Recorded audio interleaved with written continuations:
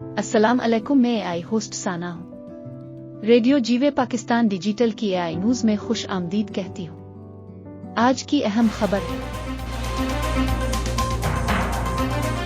Ukraine जंग में अगर अमरीकी हथियार इस्तेमाल हुए तो कशीदगी बढ़ेगी, रूस की वार्निंग।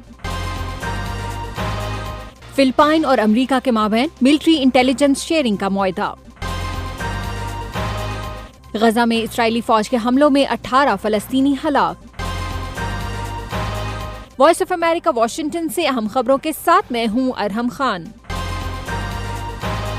रूस ने कहा है कि अगर अमेरिका ने यूक्रेन को रूस पर हमला करने के लिए तवील फासले के अमरीकी साख्ता मिसाइल इस्तेमाल करने की इजाजत दी तो इससे कशीदगी में इजाफा होगा और तनाज़े में अमेरिका की शमूलियत मजीद वाज़े हो जाएगी। खबररसां इदारे रॉयटर्स ने 2 अमरीकी हुक्काम और इस फैसले से वाकिफ एक जराये का हवाला देते हुए इतवार को कहा था कि अमेरिका के सदर जो बाइडन ने यूक्रेन को रूस के अंदर हमला करने के लिए तवील फासले के अमरीकी मिसाइल इस्तेमाल करने की इजाजत दे दी है। ये इंकशाफ रूस यूक्रेन जंग में अमेरिका की पॉलिसी में नुमाया तब्दीली है। ये फैसला ऐसे वक्त में सामने आया है जब सदर बाइडन के सदारत की मुद्दत खत्म होने वाली है और नौ मुंतखब सदर डोनाल्ड ट्रंप यूक्रेन के लिए अमरीकी इमदाद को महदूद करने और जंग को जल्द अज जल्द खत्म करने का वादा कर चुके हैं। खबररसां इदारे रॉयटर्स के मुताबिक जराये में से एक के मुताबिक अमरीका की तरफ से इन हथियारों के इस्तेमाल की इजाजत देने का फैसला शुमाली कोरिया की तरफ से यूक्रेन जंग में रूस की मदद के लिए हजारों फौजी भेजने के फैसले के बजाहिर रद्द अमल में किया गया है। ये बात जराये ने नाम जाहिर न करने की शर्त पर रॉयटर्स से की है। उधर व्हाइट हाउस और अमरीकी महकमा खारजा ने इस रिपोर्ट पर तबसरा करने से इनकार कर दिया है, जबकि यूक्रेन की तरफ से इस बारे में कोई रद्द अमल सामने नहीं आया है। उधर जर्मनी की वजीर खारजा ने कहा है कि अमेरिका ने यूक्रेन के लिए अपनी फौजी हिमायत के हवाले से एक अहम फैसला किया है, लेकिन ये मगरिब की तरफ से हिकमत अमली में तब्दीली नहीं है। ये वॉइस ऑफ अमेरिका वाशिंगटन है। फिलिपाइन और अमेरिका के माबैन मिलिट्री इंटेलिजेंस शेयरिंग का मुआहदा तय पा गया है।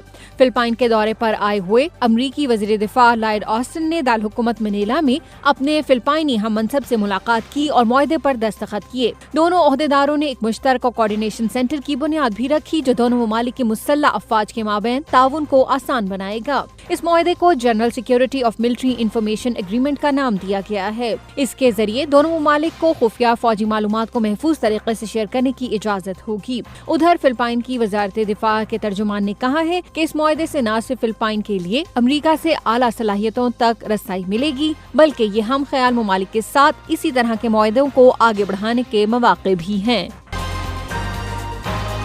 गजा की वजारत सेहत ने बताया है कि पीर को गजा की पट्टी में इस्राएली फौज के हमलों में 18 फलस्तीनी हलाक हुए। हलाक होने वालों में 6 अफराद ऐसे भी शामिल हैं जो बेघर होने वाले खानदानों के खैमों पर हमलों में मारे गए थे। इससे कबल शुमाली गजा के बैतुल्लाहिया कस्बे में इस्राएली मिसाइल ने एक घर को निशाना बनाया, जिससे कम से कम 2 अफराद हलाक और मुतअद्दिद जख्मी हुए। उधर इस्राएली फौज ने कहा है कि उसने बैतुल्लाहिया में दहशतगर्दों के ठिकानों पर हमले किए हैं। इससे कबल लेबनान के दारुल हुकूमत बैरूत के वस्ती इलाके में इसराइल के फिजाई हमले में अस्करी तंजीम हिजबुल्लाह का चीफ तर्जुमान हलाक हुआ है। मोहम्मद अफीफ की हलाकत हिजबुल्लाह के आला ओहदेदारों की इसराइली हमलों में टारगेट किलिंग का ताज़ा तरीन वाक़या है।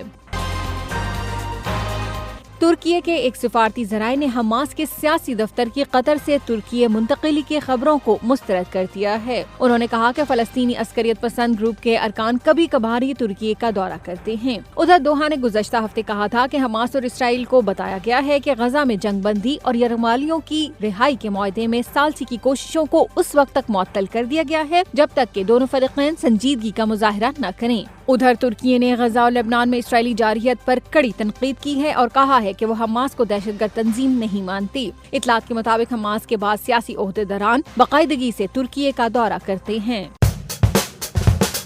ये वॉइस ऑफ अमेरिका वाशिंगटन है। COP29 अज़रबैजान के दारुल हुकूमत बाकू में जारी है। मौसमियाती तब्दीलियों के हवाले से होने वाली कॉन्फ्रेंस के दूसरे हफ्ते का आगाज पीर से हो रहा है। कॉन्फ्रेंस में शरीक वफूद ने मौसमियाती फंड्स के लिए अरबों डॉलर जमा करने पर इत्तफाक राय कायम करने की कोशिश की है। इजलास में गौर किया जा रहा है कि तरक्की पजीर ममालिक को मौसमियाती तब्दीलियों के मुताबिक ढालने और तबाहकुन मौसम से बहाली के लिए कितनी रकम फराहम की जानी चाहिए। ये सरबराही इजलास 22 नवम्बर को इख्तिताम पजीर होना है।